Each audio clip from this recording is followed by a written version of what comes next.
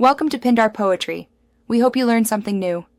In this video, I will show how to change shock absorbers on a BMW 1 Series.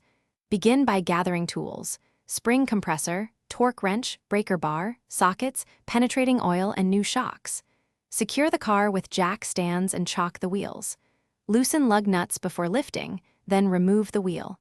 Keep parts organized and photograph assemblies to ease reinstallation later.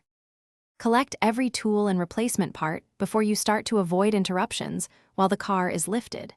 Check that the shocks, mounts, and any rubber isolators fit your specific BMW 1 Series. Prepare a clean workspace with trays for bolts and label everything as you remove it.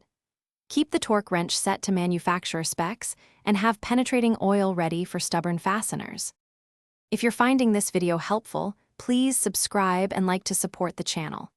Quick recommendation: on another note, the new Kindle Paperwhite makes for great reading during coffee breaks between repairs, with a glare-free display and long battery life. It's a handy companion for service manuals and downtime. Check the description for the link and current deals. Now let's get back to the video.